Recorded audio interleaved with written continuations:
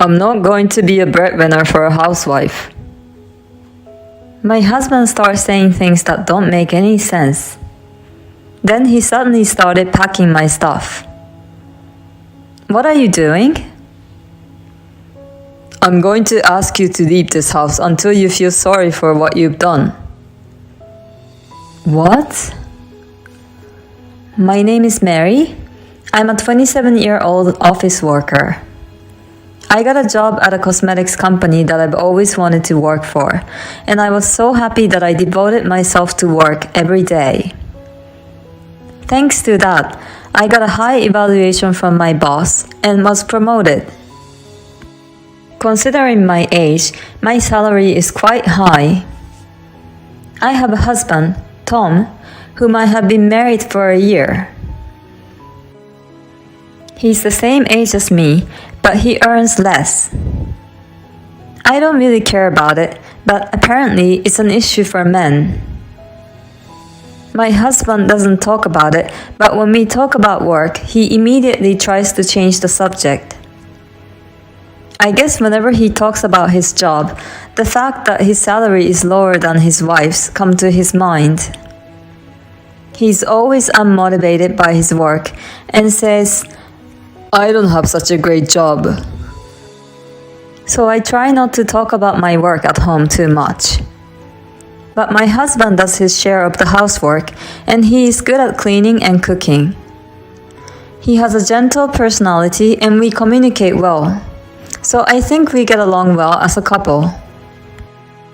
But maybe I was the only one who thought so. One day, I wasn't feeling well and had a bad nausea. I went to the hospital and found out I was pregnant. I immediately told my husband. My husband was overjoyed. I was also happy to see him so happy. I thought to myself, we're going to build a warm family. I took maternity leave about 6 weeks before the birth. It was my first childbirth, so I decided to take it easy and take my leave early. However, my husband's attitude started to change a little around this time. I'm home. Welcome home. You're lounging on the sofa again? You're so stress-free, aren't you? My husband started with this tone, so I was surprised. Maybe he's just stressed out from work. That's all I thought at first. But day by day, his attitude toward me became colder and colder. Hey, where's my food? Sorry, I'm not feeling well today, so I got some pre-made stuff from the supermarket. Huh? You gotta be kidding me. You're serving supermarket pre-made food to your husband when he comes home from work after a long day? He got so mad all of a sudden and reacted in such an unexpected way. I was in a poor condition and had neither the energy nor strength to argue with him. Then there were days when I felt so sick that I really couldn't do anything and couldn't even stand the smell of food. I sent a message to my husband explaining my condition and asked him to either cook the food himself or go out to eat.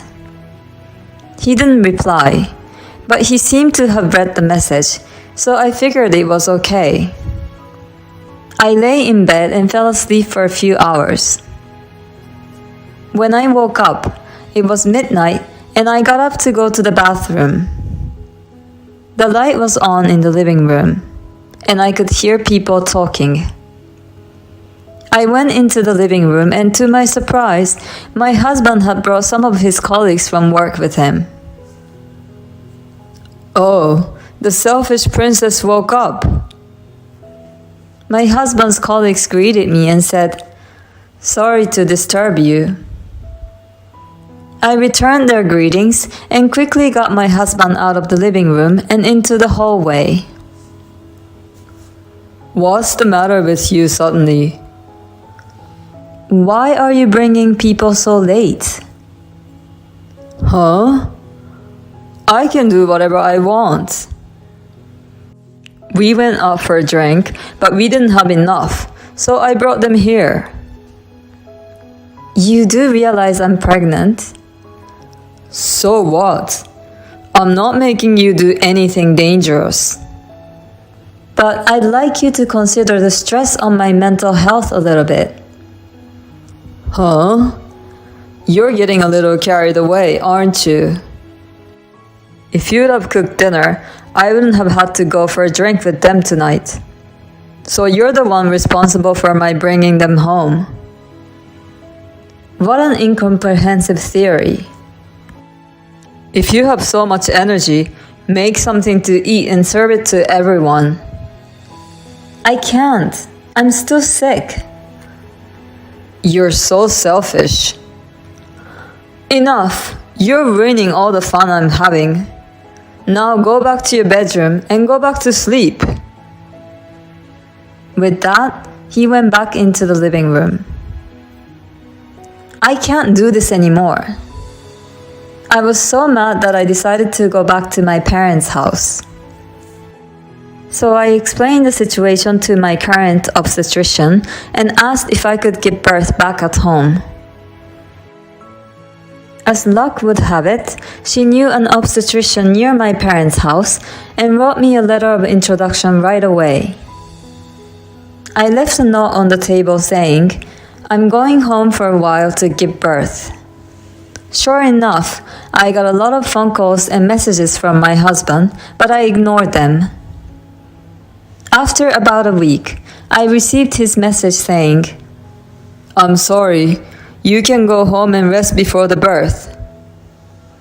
I still hadn't forgiven him, but I was relieved to hear that he was finally feeling sorry. So I took a rest at my parents' house until the birth. Thanks to that, I felt much better, the nausea went away, and my appetite was back. After that, I gave birth to a healthy baby girl. My parents were overjoyed at the birth of their granddaughter. My husband also came to the hospital. My husband was so happy to hold our daughter in his arms, saying, "She's so cute." He also expressed his concern for my health. I thought my husband was back to his old gentle self. After the birth, I stayed at my parents' house for about 2 weeks and then returned to the house where I lived with my husband. My husband happily fed our daughter when he came back from work. In the beginning, he actively helped me raise our daughter by changing her diapers and bathing her. He was very cooperative and very helpful. I felt relieved that my husband and I would be able to live together harmoniously again. However, my husband's attitude started to change again about 2 months after the birth. It was probably caused by our daughter's crying at night. My daughter, who had been sleeping quietly up until then, began to cry more and more at night. Because of this, my husband and I were often woken up in the middle of the night. My husband was getting more and more stressed out because of the reduced sleeping hours, and he became less helpful with raising the child. He even said, "I'll sleep on the couch," and left everything to me at the end. He also started coming home late from work. This made me distrustful with my husband again. Once I saw him that way, I started to notice many things about him. I began to complain that he should be more cooperative in raising our child.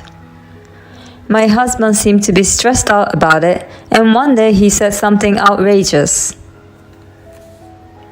"Who do you think is providing for you?" What? "It's thanks to me that you're able to live comfortably while not working.